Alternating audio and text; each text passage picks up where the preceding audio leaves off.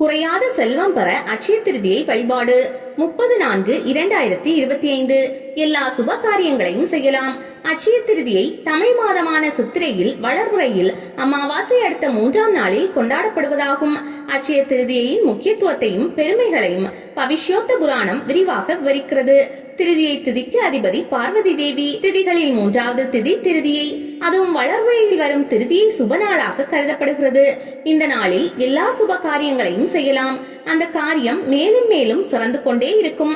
இசை கற்றுக்கொள்ளல், கிரகப்பிரவேசம், திருமணம், யாத்திரை, தேவதா பிரதிஷ்டை, ஆபரணங்கள் தயாரித்தல், வாங்குதல், வியாபாரம் தொடங்குதல் முதலிய எந்த சுப காரியங்களையும் இந்த திருதியை திதியில் செய்யலாம்.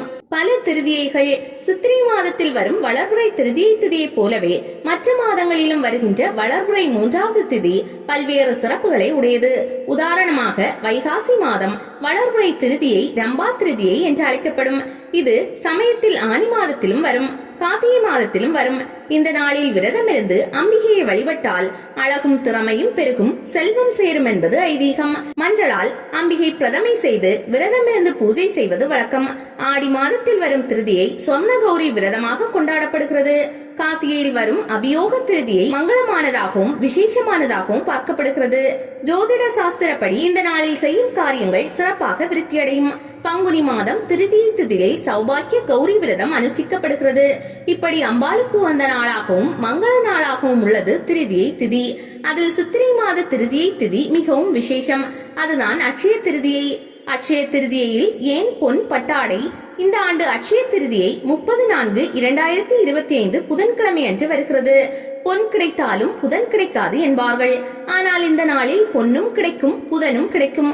காரணம், புதன்கிழமை ஆயிற்றே. எல்லோரும் அலங்காரம் செய்து நகை கடைகளையும் துணிக்கடைகளையும் திறந்து வைத்திருப்பார்களே, கூட்டம் அலைமோதுமே.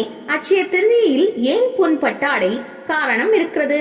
அமாவாசைக்கு 3வது நாள் அட்சய திருதியாகும். 3ஆம் எண்ணுக்கு அதிபதி குரு. இந்த குரு உலோகத்தில் தங்கத்தையும் பட்டாடைகளையும் பிரதிபலிக்கிறார். எனவே குருவுக்கு பொன்னன் என்ற பெயரும் உண்டு. 3ஆம் நாளுக்குரிய குரு அம்சம் வியாபித்து இருப்பதால் பொன்னிலும் பட்டாடைகளிலும் சிந்தனை செல்கிறது. முதல் யுகம் தோன்றிய நாள். அட்சய திருதியை திதிக்கு ஜோதிட ரீதியிலும் புராண ரீதியிலும் நிறைய சிறப்புகள் உண்டு. காலத்தை யுகங்களாக பிரித்திருக்கிறார்கள். 4 யுகங்கள் என்கிற கணக்கு இருக்கிறது. அதில் முதல் யுகத்தை தர்மயுகம் என்கிறார்கள். தர்மயுகத்திற்கு கிருத யுகம் என்று பெயர். பாரதி அறநறை தழைக்க வேண்டும் என்பதால் கிருத யுகம் எழுக மாதோ என்று பாடுகிறார். ஆதி யுகமான கிருதம் தோன்றிய திதி சித்திரை வளர்வரை திருதியை திதி, அதாவது அட்சய திருதியை திதி. அற உலகம் தோன்றிய நாள் என்பதால் அட்சய திருதியை நாளில் அறங்களை செய்து புண்ணியங்கள் சேர்க்க வேண்டும். எந்த சிறு புண்ணியம் செய்தாலும் அது வளர்ந்து கொண்டே இருக்கும் என்பது இந்த நாளின் சிறப்பு. சந்திரன் பெற்ற சாபம் நீங்கிய நாள். சந்திரனுக்கு அஸ்வினி முதல் ரேவதி வரையிலான நட்சத்திர மனைவியர் உண்டு. இவர்களில் ரோகிணியிடம் மட்டும் தனி அன்பும் பிரியமும் கொண்டிருந்தான். குறிப்பாக அட்சய திருதியை நாளில் சந்திரன் ரோஹிணி நட்சத்திரத்தில் உச்சம் பெற்றிருப்பான். இதனால் அவன் மற்றவர்களிடம் பாரபட்சம் காட்ட அவர்கள் சகித்துக் கொண்டார்கள். ஆனால் மாமனார் சும்மா இருப்பாரா? விஷயம் தெரிந்து சந்திரன் மீது கடும் கோபம் கொண்டார். உன் உடலானது தேஜஸ் இழந்து பொலிவிழந்து தேயட்டும் என சாபமிட்டார். அதை கேட்டு சந்திரன் நடுங்கி போனான். சந்திரனுக்கும் ஒவ்வொரு கலையாக தேய தொடங்கியது. ஷயம் என்னும் நோய் ஆட்கொண்டது. அதை நீங்குவதற்காக கடுமையாக தவம் செய்தான். இறைவன் அருளால் அவனுடைய தவறு மன்னிக்கப்பட்டு ஷயம் நீங்கி அட்சயம் ஆகியது. அதாவது குறைவு நீங்கியது. சந்திரன் பொலிவு பெற்றவன் ஆனான். சந்திரனின் சாபம் நீங்கிய நாள் அட்சய திருதியை. கங்கா ஜெயந்தி. இந்திய நதிகளிலே புண்ணிய நதி கங்கை நதி. கங்கை கங்கை என்று அந்த நதியின் பெயரை சொன்னாலே சகல பாவங்களும் தீர்ந்துவிடும் என்பது நமது நம்பிக்கை. தீபாவளி நீராடலை கங்கா ஸ்நானம் என்று அழைப்பார்கள். கங்கை அவதாரம் செய்த நாள் அட்சய திருதியை. அவதாரம் என்றாலே மேலே இருந்து கீழே இறங்கி வருவது. கங்கை மேலே விண்ணதியாக இருந்து கீழே மண்ணதியாக இறங்கி வந்த நாள் அட்சய திருதியை. பகீரதன் தவம் செய்து கங்கை நதியை சொர்க்கத்திலிருந்து பூமிக்கு வரவழைத்தான். அட்சய திருதியை அன்று கங்கை, யமுனை, சரஸ்வதி, காவிரி, நர்மதை, துங்கபத்ரா, கோதாவரி, கண்டகி, தாமிரபரணி போன்ற புனித நதிகளையும் மானச சரோவரம், புஷ்கரம், கௌரிகுண்டம் ஆகிய புனித தடாகங்களையும் மானசீகமாக வழிபடுவதும் நீராடுவதும் புண்ணிய பலன் தரும். கரும்பு சாறு. தீர்த்தக்காரர்களுள் ஒருவராகிய ரிஷபதேவரின் நினைவாக இந்நாள் அனுசரிக்கப்படுகிறது. சமண மெய்யியலை தோற்றுவித்தவர் ரிஷபதேவர். சமணத்தின் முதற் தீர்த்தங்கரான ரிஷபநாதர் தமது ஓராண்டு கடுந்துறவு வாழ்வை நிறைவு செய்து தமது குவிந்த கைகளில் ஊற்றப்பட்ட கரும்பு சாற்றை பருகிய நாளாக கருதப்படுகிறது அட்சய திருதியை. சில சமணர்கள் இவ்விழாவை வர்சி தப என்னும் பெயரால் குறிப்பிடுகின்றனர். சமணர்கள் இந்த நாளில் உண்ணா நோன்பு கடைபிடிக்கின்றனர். ஓராண்டு முழுவதும் ஒரு நாள் விட்டு ஒரு நாள் உண்ணா நோன்பு இருக்கும் வர்சி தப்பு எனப்படும் நோன்பை கடைபிடிப்போர் இந்த நாளில் பாரணை செய்து கரும்பு சாற்றி அருந்தி தமது தவசை நிறைவு செய்கின்றனர். விநாயகர் பாரதம் எழுதத் தொடங்கிய நாள். நீடாளி உலகத்து மறைநாளோடு 5 என்று நிலை நிற்கவே வாடாத தவவாய்மை முனிதாசன் மகாபாரதம் சொன்ன நாள். ஏடாக வடமேறு வற்பாக வங்கூர் எழுத்தாணி தன் கோடாக எழுதும் பிராணி பணிந்து அன்பு கூர்வோம் அரோ. இந்த பாடல் வில்லி பாரதத்தில் வருகிறது. 5வது வேதமாகிய மகாபாரதத்தை வேதவியாச சொல்ல சொல்ல விநாயக பெருமாள் தன்னுடைய தந்தத்தை ஒடித்து மேருமலையை காகிதமாக ஆக்கி எழுதி வைத்தார். வியாசர் சொல்ல சொல்ல விநாயகர் மகாபாரதத்தை எழுதத் தொடங்கிய நாள் அக்ஷய திருதியை. இதில் ஒரு நுட்பம் என்ன என்று சொன்னால், பொதுவாக ஏதாவது ஒரு விஷயம் வளர்ந்து கொண்டே போனால் இது என்ன முடியாது போல் இருக்கிறது, பாரதம் போல் வளர்ந்து கொண்டே இருக்கிறது என்று சொல்வது வழக்கம். அக்ஷய திருதியில் எதுவும் வளர்ந்து கொண்டே போகும் என்பதற்கு இதுவும் ஒரு உதாரணமாகும். திரௌபதியின் மானம் காத்த நாள். மகாபாரதத்தில் ஒரு கட்டம். தருமன் தன்னுடைய சொத்துக்களையும் சகோதரர்களையும் கட்டிய மனைவியான திரௌபதியையும் சூதாட்டத்தில் தோற்கிறான். துரியோதனன் தனக்கு அடிமைப்பட்ட திரௌபதியை சபையில் இழுத்து வந்து துகிலுரிய செய்து அவமானப்படுத்துகிறான். அப்பொழுது தன்னை காக்க கண்ணனை வேண்டுகிறாள் திரௌபதி. கண்ணன் அட்சய என்று கூறி பாஞ்சாலியின் ஆடையை வளர செய்கிறான். துச்சாதனன் சபையின் நடுவில் அவள் கட்டியிருந்த புடவையை இழுக்க அந்த ஒரு புடவையிலிருந்து 100கணக்கான புடவைகள் வளர்ந்து கொண்டே இருந்தன. இப்படி புடவைகளை வளர செய்து திரௌபதியின் மானத்தை கண்ணன் காப்பாற்றிய நாள் அக்ஷய திருதியை. இந்த நாளில் வஸ்திர தானம் செய்தால் அந்த புண்ணியமானது திரௌபதிக்கு புடவை வளர்ந்தது போல வளர்ந்து கொண்டே இருக்கும். வங்காளத்தில் அக்ஷய திருதியை. இந்தியாவின் ஒவ்வொரு பகுதியிலும் அக்ஷய திருதியை நாள் கொண்டாடப்படுகிறது. அதற்கான கதைகளும் வெவ்வேறு விதமாக இருக்கின்றன. வங்காளத்தில் அக்ஷய திருதியை நாளில் அல்கதா என்னும் விழா கொண்டாடப்படுகிறது. அது விநாயகர் மற்றும் லட்சுமியை வணங்கி புதிய வணிக கணக்கு புத்தகத்தை எழுதத் தொடங்கும் நாளாகும். வங்காளிகள் இந்த நாளில் பல சமய சடங்குகளையும் செய்கின்றனர். கிணறு தோண்ட சிறந்த நாள். இந்த நாள் ஜாட் எனப்படும் விவசாய சமூகத்திற்கும் மிகவும் மங்களகரமான நாளாகும். அக்ஷய திருதியை அன்று விடியற்காலையில் ஜாட் குடும்பத்தினர் நிலத்திற்கு மண்வெட்டியுடன் செல்வர். நிலத்திற்கு செல்லும் வழியில் எதிர்ப்படும் அனைத்து விலங்குகளும் பறவைகளும் மழை மற்றும் பயிர்களுக்கு நிமித்தங்களாகவும் அறிகுறிகளாகவும் கருதுவர். நல்ல சகுனங்களாக அமைய அன்றைய தினம் பிரார்த்திப்பார்கள். ஒரிசாவில் வீடு கட்ட கிணறு தோண்ட சிறந்த நாளாக அக்ஷய திருதியை தினம் கருதப்படுகிறது. இந்த நாளில் கிணறு தோண்டினால் தண்ணீர் வற்றாது வந்து கொண்டே இருக்கும் என்பது நம்பிக்கை. குசேலன் செல்வம் பெற்ற நாள். அக்ஷய திருதியை அன்று குசேலனுக்கு கண்ணனின் அருளால் ஏராளமான செல்வம் கிடைத்தது. அவர் கண்ணனை சேவித்த நாள் அக்ஷய திருதியை. அந்த நாளில் சென்று சேவிக்க வேண்டும் என்று அவர் திட்டமிடவில்லை. கண்ணனிடம் சென்று தன்னுடைய வறுமையை நீக்கிக் கொள்ள வேண்டும் என்பதும் அவருடைய திட்டமல்ல. தன்னுடைய தோழனான கண்ணன் எப்படி இருக்கிறான் என்று பார்த்து கொண்டு வர வேண்டும் என்ற நினைப்பிலேயே அவன் புறப்படுகிறார். அவனுக்கு ஏதாவது கொடுக்க வேண்டும் என்பதற்காக ஒரு சிறு துணியில் அவள் எடுத்துக்கொண்டு புறப்படுகிறார். அந்த எளிமையான உணவுதான் அவரிடத்தில் கொடுப்பதற்கு இருந்தது. அதை இடுப்பில் கட்டிக்கொண்டு கண்ணனிடத்திலே கொடுக்கிறார். இப்பொழுது அவர் கண்ணன் இடத்திலே எதுவும் வாங்கவில்லை. இடுப்பில் கட்டியிருந்த அவளை கண்ணன் எடுத்துக்கொண்டதும் அதுவே பற்பல செல்வமாக வளர்ந்தது. இதனுடைய நுட்பமான பொருள் வாங்கினால் வளரும் என்பது அல்ல, கொடுத்தால்தான் வளரும் என்பதே கதையின் மிக முக்கியமான செய்தி. அட்சய பாத்திரம் கிடைத்த நாள். அட்சய பாத்திரம் அல்லது அமுத சுரபி என்பார்கள். அந்த பாத்திரத்தில் அள்ள அள்ள உணவு இருந்து கொண்டே இருக்கும். மகாபாரதத்தில் வனவாசத்தின் போது சூரிய பகவான் தருமரிடம் ஒரு பாத்திரத்தை கொடுத்து இதில் சமைக்கின்ற உணவு நீ எத்தனை பேருக்கு போட்டாலும் வளர்ந்து கொண்டே இருக்கும் என்று தந்தார். அதற்கு அட்சய பாத்திரம் என்று பெயர். மணிமேகலையில் 30 காதைகளில் 11வது காதையாக பாத்திரம் பெற்ற காதை இடம்பெற்றுள்ளது. மணிமேகலைக்கு எல்லோருக்கும் உணவளிக்க வேண்டும் என்பதற்காகவே அட்சய பாத்திரம் கிடைத்தது. திரௌபதிக்கும் மணிமேகலைக்கு அட்சய பாத்திரம் கிடைத்த நாள் அட்சய திருதியை. நம்மிடம் உள்ள அட்சய பாத்திரம். வீட்டில் அரிசி முதலிய தானியங்களை போடும் பாத்திரங்களை பித்தளை பாத்திரம், எவசில்வர் பாத்திரம் என்று சொல்வதில்லை, அட்சய பாத்திரம் என்று சொல்வார்கள். அட்சயம் என்றால் வளர்ந்து கொண்டே இருப்பது. பழைய காலத்தில் அறுவடை செய்த நெல்லை தொம்பை என்னும் அமைப்பில் போடுவார்கள். அதில் உள்ள எல்லா நெல்லையும் எடுத்து பயன்படுத்த மாட்டார்கள்.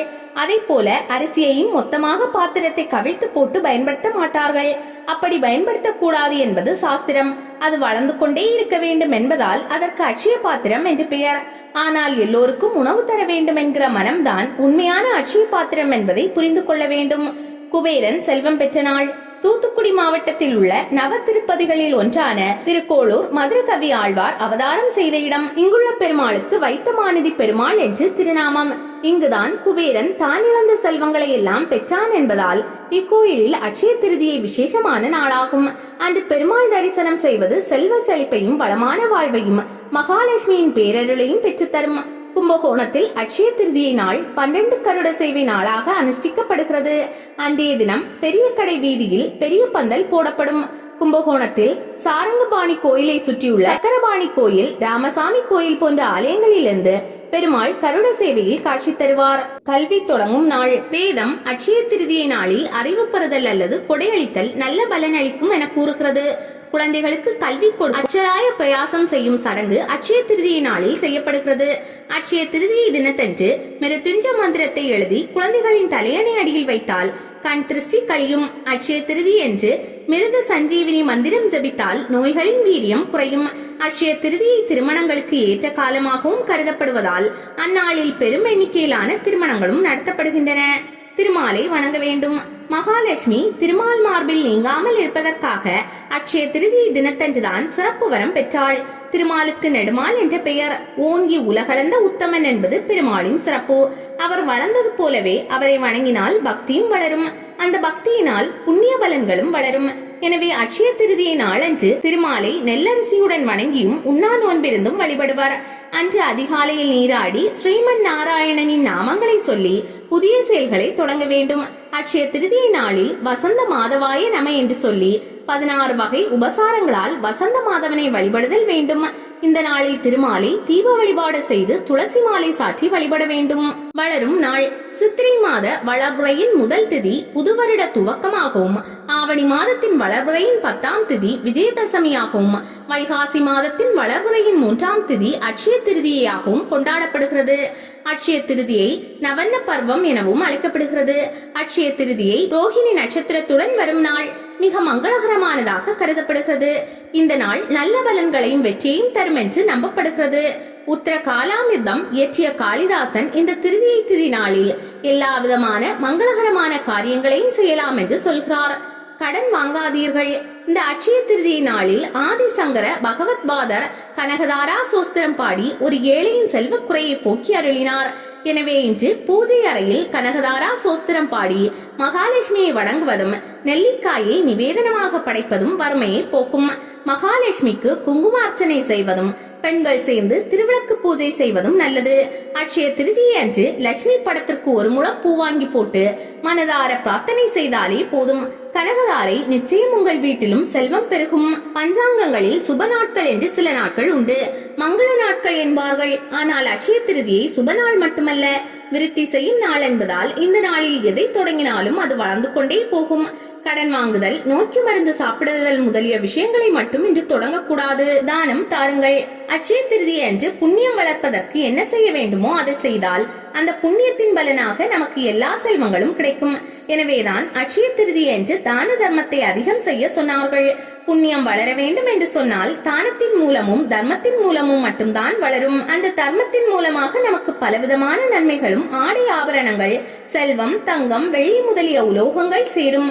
விசிறி, அரிசி, உப்பு, நெய், சர்க்கரை, காய்கறிகள், புளி, பழம், துணிகள் ஆகியவற்றை கொடையாக அளிக்கலாம். தை சாதம் ஏழைகளுக்கு தருவது 11 தலைமுறைக்கு குறைவில்லாத அன்னம் கிடைக்க வழிவகுக்கும். ஏழைகள், மாற்றுத்திறனாளிகள், ஆதரவற்றோர் ஆகியோருக்கு செய்யும் உதவிகள் பல பிறவிகளுக்கு புண்ணிய பலன் தரும். என்னென்ன செய்யலாம்? அட்சய திருதியை என்று சால கிராமம், ருத்ராட்சம், வடிகலிங்கம் மற்றும் ஆராதனைக்கு வைத்துள்ள விக்கிரக தெய்வ திருவுருவங்களுக்கு பச்சை கற்பூரம், குங்குமப்பூ சேர்த்து சந்தன கட்டியால் அரைத்த சந்தனம் பூசி வழிபட உடலில் ஏற்படும் வெப்ப சம்பந்தமான நோய்கள் நீங்கும். வெள்ளி வாங்கினால் சரும நோய்கள், மனக்குழப்பம், நிம்மதியின்மை ஆகியவை தீரும்.